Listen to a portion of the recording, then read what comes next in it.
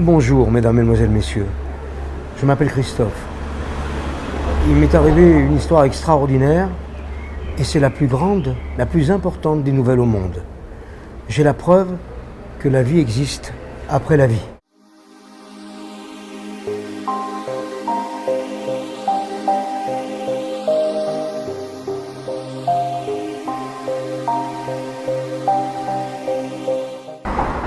C'est arrivé suite à un drame.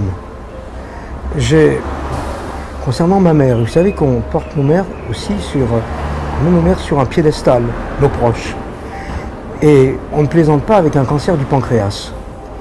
J'ai demandé à ma mère, j'étais en pleurs avec ma sœur, Christine, ma mère s'appelle Denise, et vous savez d'ailleurs aussi que nos mères sont considérées comme des reines de cœur, les grands-mères sont si proches aussi.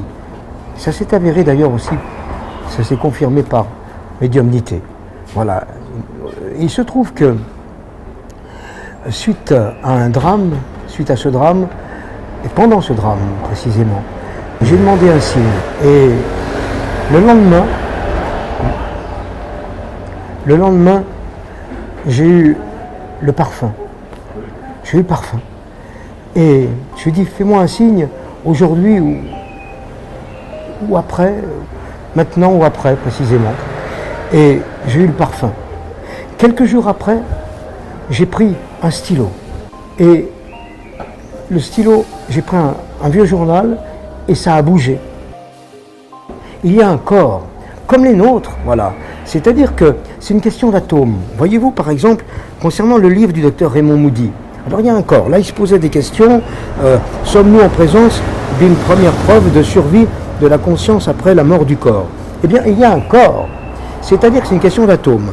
Mes mains, par exemple, qui sont de chair et d'os, donc, prennent ce livre. Donc, les matières sont différentes. Mais les atomes de ma main correspondent avec les atomes du livre. Vous savez que la matière est constituée d'atomes. Et c'était la grande question scientifique. On a la preuve comme quoi on traverse la matière. C'est-à-dire que nos proches nous traversent, alors qu'ils ont un corps solide, hein, comme nous, en fait, voilà. Et donc, ils nous traversent, et nous les traversons.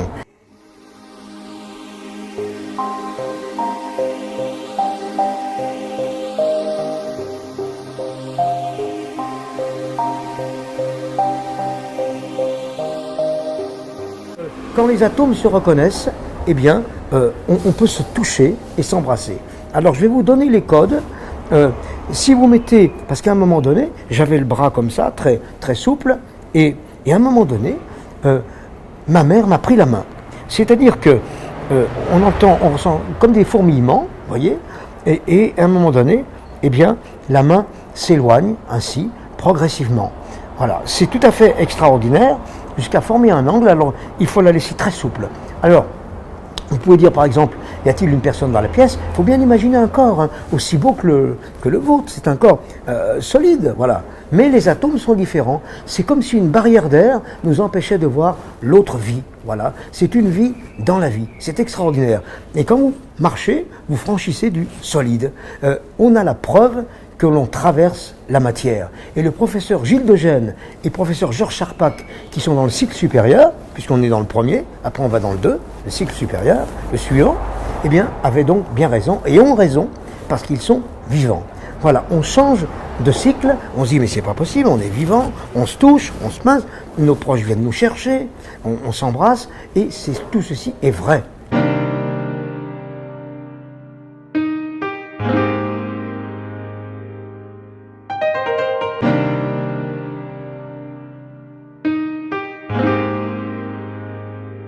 Orion est habité, il y a des allers-retours de la Terre à Orion.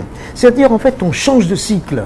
Et en haut de la Terre, eh bien, il y a Jésus-Christ qui existe bien. Moi, je sais que j'ai fait des conférences, je suis allé dans plusieurs pays, donc j'ai même touché la pierre de l'onction où fut déposé le corps de Jésus. Et il y a, il était à côté de moi, je savais pas. Il y a aussi Confucius, il y a un gouvernement de la Terre. Voilà, puisque j'ai atteint un niveau de médiumnité unique au monde. Donc il y a Jésus-Christ, il y a Confucius, le fameux philosophe chinois, dont les pensées ont fait le tour du monde. Confucius, il y a Noé, créateur du culte d'Israël. Et il y a également Pharaon Toutankhamon, le fameux roi d'Égypte, en relation avec Orion.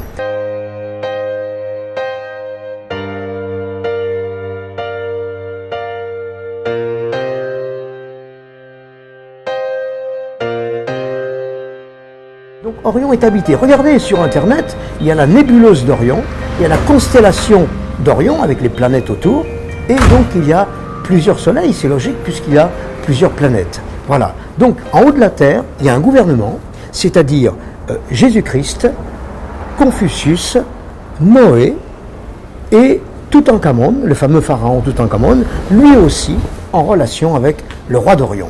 Il y a des habitants, il y a des personnes qui sont du Moyen-Âge et qui habitent aussi sur Orion. Regardez par exemple, nous sommes la seule espèce vivante dont les enfants n'arrêtent pas de grandir. Les éléphants de savane mesurent 4 mètres en hauteur, l'éléphant de forêt un peu moins, 3 mètres, sauf erreur de ma part, 3 mètres ou 2 mètres 50 ou 3 mètres. Donc l'éléphant de savane, 4 mètres. L'éléphant de savane ne mesure pas 10 mètres de nos jours. Mais les humains, évidemment, on pense au roi François Ier qui est très grand, mais tous les rois sont grands, mais dirons-nous, en taille, voilà. Mais notez que les armures, au Moyen-Âge, étaient d'1 mètre 60 en moyenne. Et l'espèce humaine n'arrête pas de grandir. Nous sommes plantigrades, comme les ours, et nous sommes anthropoïdes également.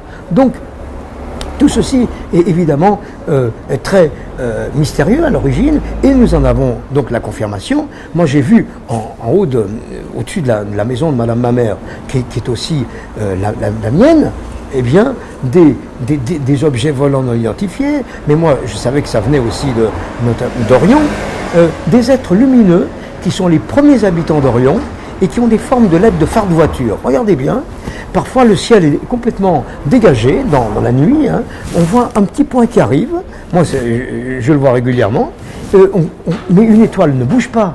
Et à un moment donné, on voit comme une forme de V. Vous savez, comme ces mouettes stylisées que l'on voit dans les dessins naïfs, en forme de lettres de nouveaux phares de voiture. Eh bien, après, quand ça s'approche, il y a une forme de Y avec un léger embranchement entre les ailes, voilà. Doré. Eh bien, ce sont les premiers habitants d'Orion qui dansent tels des oiseaux dans le ciel.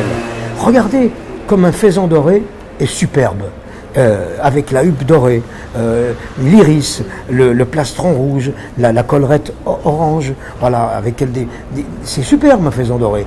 Il y a des généticiens, des artistes généticiens qui effectivement se penchent aussi sur nous. Moi, en tout cas, c'est ma conviction.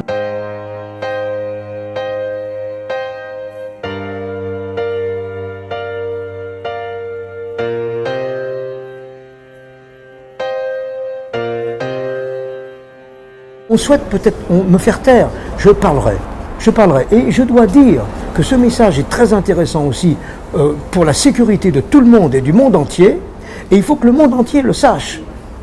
C'est-à-dire qu'il y a aussi des terroristes. Eh bien, si, en montrant les codes aux terroristes, en voyant que la main bouge, eh bien, s'ils ne sont pas trop idiots, ils ne poseront pas de bombes. Voilà. Et les gens vivront bien. Et avec les codes, les gens ne pleureront plus. Et puis, les pompes funèbres, finalement, seront des entreprises toujours événementielles, continueront de travailler. On célébrera la fin d'un premier cycle pour l'entrée dans un autre. Je voudrais mettre l'accent aussi sur la dangerosité du forage en mer. Le forage en mer est très dangereux. Il faut arrêter le forage en mer. Je sais bien que ça génère des millions et des millions, qu'il y ait des concurrences entre les pays, que les pays ont besoin de pétrole, que d'autres vendent du pétrole, mais tout ceci, il faut le dire à l'ONU, l'Organisation des Nations Unies, il faut arrêter le forage en mer. Si la Terre vit longtemps, on aura de l'espoir. On a de l'espoir. Mais il ne faut pas de pollution majeure. C'est très très important.